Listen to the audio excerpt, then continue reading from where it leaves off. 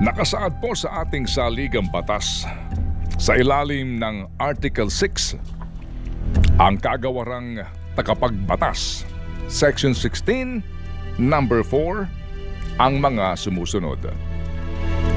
Ang bawat kapulungan ay dapat mag-ingat ng isang journal ng mga gawain nito at sa panapanahon ay maglathala niyon maliban sa mga bahagi na sa pasya nito ay maaaring may kinalaman sa pambansang kapanatagan. At ang mga oo at mga hindi sa anumang suliranin ay dapat itala sa journal sa kahilingan ng 1/5 ng mga kagawad na dumalo. Ang bawat kapulungan ay dapat ding mag-ingat ng isang record ng mga gawain nito. Yan po yung Filipino version nung ating provision ng ating saligang batas. Sa simpleng salita, iminamandato ng ating pong konstitusyon na maliban lamang sa usapin na may kinalaman sa pambansang seguridad, ang lahat ng mga pinag-uusapan sa bawat kapulungan ng Kongreso ay may kaukulang record, transcript, kumbaga minutes of the meeting. At ang mga record na ito ay dapat ding inilalathala para sa kaalaman ng publiko. Ang diwa po sa provision na ito ay ang transparency o pagiging bukas sa publiko ng Kongreso sa mga deliberasyon at desisyon ng mga miyembro nito. Pero ano itong nangyayari nga at hindi na po nasusunod ang probisyong ito ng ating saligang batas? Partikular sa ginagawang pagpupulong ng tinaguriang Bicameral Conference Committee sa ating pambansang budget. Binubuo po ito ng mga piling-piling miyembro ng Kamara de Representante at Senado. Ang leader ng delegasyon ng Senado ay pinamumunuan ng kanilang Committee on Finance Chairman, habang sa mababang kapulungan po naman ay ang chairman nga ng Committee on Appropriations. Sa amin pong panayam kay dating Senador Pamphilo Ping Lacson na nakailang ulit nang naging parte ng delegasyon ng Senado sa Bicameral Conference Committee, pinakamasikretong nga raw ang Bicameral Conference sa budget. Unang-una, yung bicameral conference ng budget, nag-iisang panukalang batas ito na ang BICAM hindi open sa publiko. Napaka-exclusive. Talaga sinasaran yung pinto, pinapalabas yung mga unauthorized, quote-unquote, unauthorized persons. Pinaka-secretive na bicameral conference ang budget, ang panukalang batas para sa budget. Kasi yung ibang mga bicameral conferences na mga simple o yung ordinaryo panukalang batas, pinapayagan namin yung mga yung media na mag-cover. Pero nagtataka nga ako bakit pagdating sa budget hindi pwedeng mayroong iba nakakarinig. At walang minutes yan din, alam mo naman din yan, nanggaling ka na rin naman dyan. Ayun, wala raw minutes, walang transcript. At kumpara nga po sa mga pangkaraniwang batas na dumadaan sa Bicameral Conference Committee, bukas ang pagdinig sa publiko. Kung kailan naman pera ng bayan ang pinag-uusapan, ito ay sikreto. Habang si Senator Coco Pimentel, na tumatayo ngayong leader ng minorya sa Senado, ay nagdidiin na hindi dapat nagmimistulang Third House of Congress ang BICAM Committee sa budget na makapagsasaksak ng dagdag na gastusin na hindi naman orihinal na napag-usapan sa hiwalay na deliberasyon ng Kongreso. Pagdating ngayon sa BICAM, ang purpose kasi ng BICAM, i-harmonize yung different versions. Diba? Kasi kung wala naman diferensyang version, ang mga version ng panukalang batas, di wala ng BICAM. Ibig sabihin, pag magtawag ng BICAM, iba ang version ng Senate, ibang version ng House. So pagdating ngayon sa budget, magkaiba. Ano yan, expect na natin yun kasi nga sa laki ng budget, ang daming items of expenditure dyan. Dapat ang BICAM, hindi siya pwedeng maging third house ng Congress in the sense na sa BICAM lang na invento ang isang expense item. Kasi kung sa BICAM lang maimbento yan, ibig sabihin sa oras na pending sa House yung budget, pending sa Senate yung budget, wala sa consciousness namin no, ng mga mambabatas yung programa na yun kasi hindi linabas yung barahan na yun eh. So hindi pinag-usapan ngayon yun. Dati na pong kalakaran yan sa Kongreso. At dahil nga po sa kadalasan ay tahimik lang ang mga miyembro ng dalawang kapulungan na ito, lalo na kung sa palagay nila ay ayos na ang buto-buto, if you know what I'm saying, nakakalusot ang mga sinasabing singit o insertions na ito. Pero heto nga po, at nagpupukulan na naman ngayon ng aligasyon ang ilang senador at kongresista. Bakit biglang nagkaroon ng 26.7 billion pesos na budget para sa AKAP o Ayuda para sa Kapos ang Kita program, gayong wala naman ito sa National Expenditure Program o NEP o sa mismong panukalang budget na isinumite ng Pangulo sa Kongreso. Sinasabi ng ilang senador, wala ang AKAP maging sa naging pagpupulong ng Bicameral Conference Committee sa budget. Umano'y naisahan sila.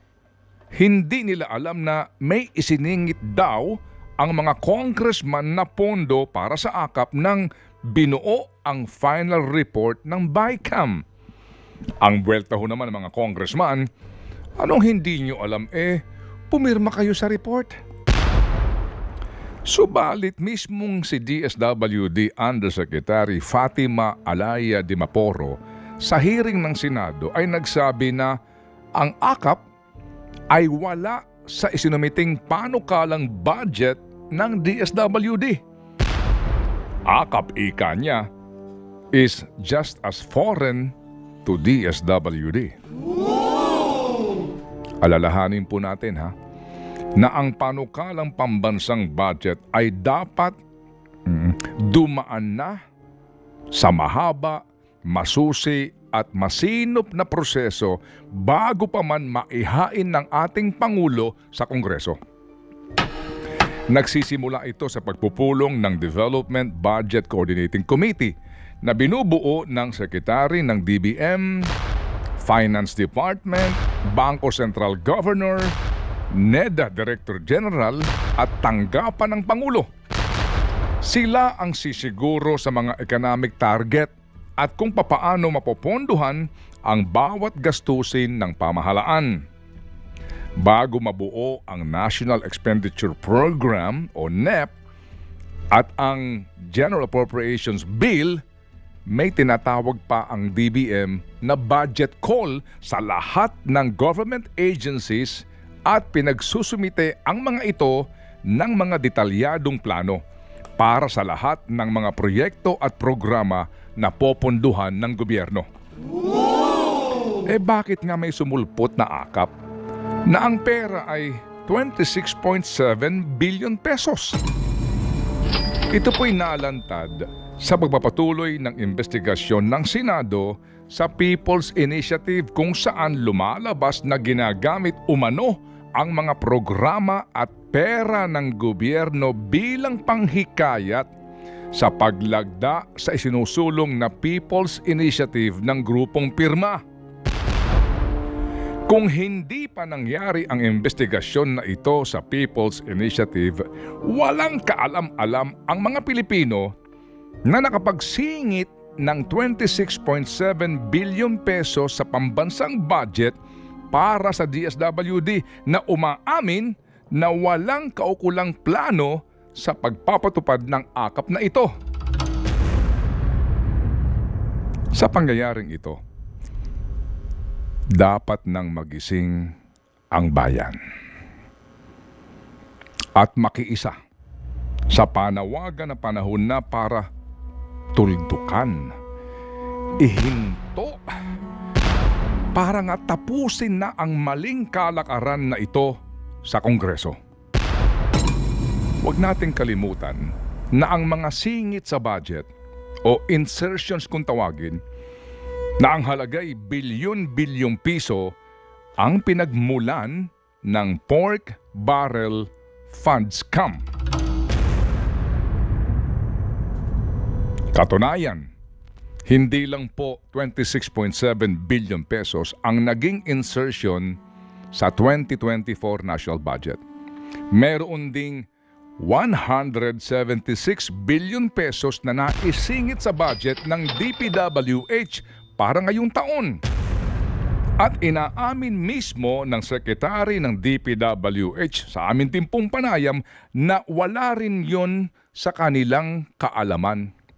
Na ang 176 billion pesos na isiningit na budget para sa DPWH ay walang program of work. Sa pangyayaring yun, may reaksyon si former Senator Ping Lacson. Paano ma-implement kung walang program of work? Yun ang unang tanong. Ibig sabihin, may paggagamitan na iba o kaya ito na yung tinatawag nating post-enactment, yung post-legislation na implementation. Ibig sabihin, balik na naman tayo sa pork barrel. Ibang anyo. Alam mo, Ted, maski lagyan mo ng lipstick at makeup ang baboy, anong itsura nun? Di ba baboy pa rin?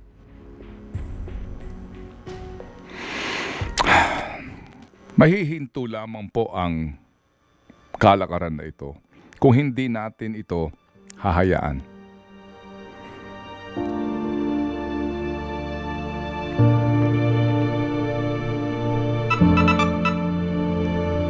Mahihinto po lamang ang kalakaran na ito kung hindi ka papayag. Huwag na kayong manahimik. Huwag na kayong pumayag. Huwag na tayong pumayag. We must demand transparency in the budget process.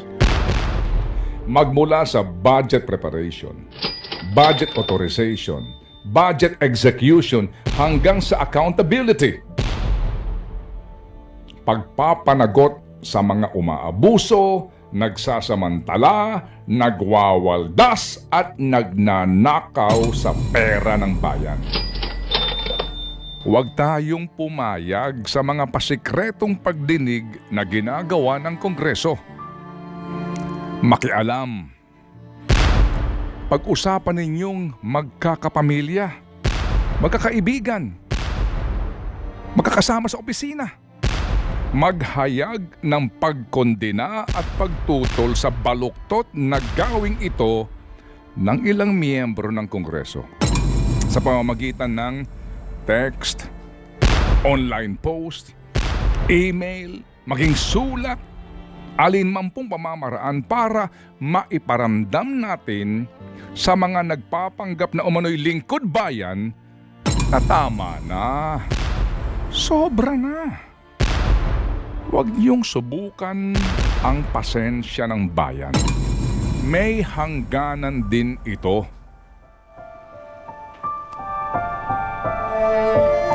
Think about it.